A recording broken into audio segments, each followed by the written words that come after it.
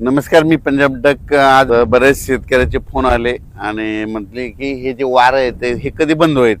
तर सर्वप्रथम हे वारं कधी बंद होणार त्याबद्दल अगोदर खुलासा करणार आहे. तर काही ठिकाणी 18 तारखेला वारं बंद होईल, काही ठिकाणी 19 जूनला बंद होईल, काही ठिकाणी 20 जूनला बंद होईल आणि काही ठिकाणी 21 जूनला वारं बंद होईल. जिथं समजा लवकर 19 जूनला झालं तिथं लवकर पाऊस येईल, 20 जूनला झालं त्याच्या 2 दिवसांनी तिथं पाऊस म्हणजे उशीर आहे. पण वारं मात्र 20 जूनपर्यंत बंद होणार आहे म्हणून हा अंदाज लागेचा. 20 जूनच्या नंतर टेम्परेचर देखील उष्णतेची लाट देखील कमी होणार आहे म्हणून हे अंदाज लागायचा. आणि राहिला प्रश्न आता परत शेतकऱ्याचा असा प्रश्न आहे, खरंच दुष्काळ पडणार आहे का? तर सर्व शेतकऱ्याला सर्वप्रथम सांगतो, दुष्काळ हे मनातला काढून टाका. दुष्काळ वगैरे काही पडणार नाही. जूनच्या शेवटच्या आठवड्यात मात्र शेतकऱ्याच्या पेरण्या होणार आहे एवढं मी सांगू इच्छितो. काही जणांच्या जूनच्या शेवटच्या आठवड्यात होईल आणि त्याच्यातून जर काही शेतकरी उरले तर 10 जुलै ते 15 जुलैमध्ये पेरण्या होतील. पण शेतकऱ्याच्या पेरण्या होणार एवढं निश्चित आहे, कारण की जूनच्या शेवटच्या आठवड्यात चांगला राज्यात पाऊस येणार आहे. ते पाऊस काय होणार आहे, विदर्भाकडून येणार आहे. काय असते माहिती आहे का, तुम्हाला सांगू इच्छितो की मान्सून केरळमधून दाखल झाल्याच्या नंतर पुढे सरकारल्याच्या नंतर महाराष्ट्रात दाखल झाला आणि त्याच्यानंतर स्थिरावला आणि असं उभं वारं सुटलं की काय होतं, मग पाऊस काय होतं, मग पूर्वेकडूनच पाऊस येत आहे. मग परत काय होतं, ते इकडून पाऊस येत नाही, मग पूर्वेकडून पावसाला सुरुवात होती.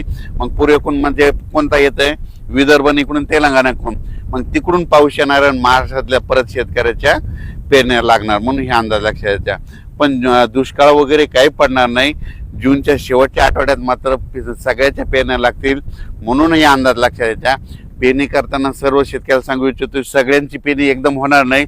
काही ठिकाणी 21 जूनला पाऊस पडेल, कुठं 22ला पडेल, कुठं 23ला पडेल, काही भागात 24ला जाईल, कुठं 25ला जाईल, कुठं 26 जूनला पडेल, काही ठिकाणी 27, 28, 29, 30, काही ठिकाणी 1 जुलैला पडेल, कुठं 2 जुलैला.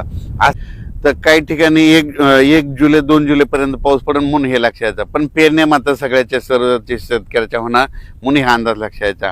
सर्वप्रथम विदर्भातल्या शेतकऱ्याला सांगू इच्छितो, तुमच्या विदर्भामध्ये काय होणार, पूर्व विदर्भ म्हणजे वर्धा, नागपूर, भंडारा, गोंदिया, चंद्रपूर, यवतमाळ, अमरावती ह्या पट्ट्यामध्ये काय होईल, जरा लवकर पाऊस येईल तर तिकडे लवकर पेरण्या सुरू होतील. त्याच्यानंतर पश्चिम विदर्भ, त्याच्यानंतर पश्चिम विदर्भाकडे पाऊस येईल, त्याच्यानंतर मराठवाड्याकडे येईल, त्याच्यानंतर पश्चिम महाराष्ट्राकडे जाईल आणि त्याच्यानंतर उत्तर महाराष्ट्राकडे काय होईल, 23-24 जूनच्या नंतर मग तिकडे देखील चांगला पाऊस पडेल. 23 ते 30 मात्र उत्तर महाराष्ट्राकडे देखील चांगला पाऊस पडेल. मुंबईला देखील चांगला पाऊस पडणार आहे ह्या शेवटच्या आठवड्यात म्हणून मुंबईकरांसाठी आनंदाची बातमी. मुंबईला तर मुसळधार पाऊस पडेल, पुण्याकडे देखील पडेल, कोकणात देखील पडणार आहे. मुंबईला काही ठिकाणी म्हणजे पहिलाच पाऊस असा पडेल की म्हणजे चांगला मुसळधार अतिवृष्टीसारखा मुंबईला देखील पाऊस पडेल म्हणून हे देखील मुंबईकरांना अंदाज लक्षात यायचा. जूनच्या शेवटच्या आठवड्यात मुंबईला देखील पाऊस राहील, पुण्याला देखील पाहिजे, कोकण घाटमाथ्यावर देखील चांगला पाऊस पडेल. पण पाऊस येणार आहे शेवटच्या आठवड्यात येणार आहे. सर्वप्रथम मी पहिल्यापासूनच काय म्हणलो होतो की निसर्गाकडे झाडाकडे कोणी लक्ष देत नाही. तुम्हाला सांगतो, वाढत्या तापमानामुळे काय झालं, निसर्ग 22 दिवस पुढे सरकला, उन्हाळा 22 दिवस पुढे सरकला, पावसाळा 22 दिवस पुढे सरकला आणि हिवाळा 22 दिवस पुढे सरकला. दरवर्षी 7 जूनला पाऊस येतो ना, मग त्या 7 जूनमध्ये 22 मिसळला ना, मग किती व्हायले, दरवर्षी 25, 26, 27, 28 जूनला महाराष्ट्रात पेरण्या लागतील म्हणून हे वर्षानुवर्षाचा अंदाज लक्षात घ्या. आता पुढच्या वर्षी 2027ला देखील अशीच परिस्थिती राहणार. 2027ला देखील काय होणार, जूनच्या शेवटच्या आठवड्यातच पेरण्या होणार. 28ला देखील अशीच परिस्थिती राहणार, जूनच्या शेवटच्या आठवड्यात पेरण्या होणार. 2029ला देखील जूनच्या शेवटच्या आठवड्यात पेरण्या होणार.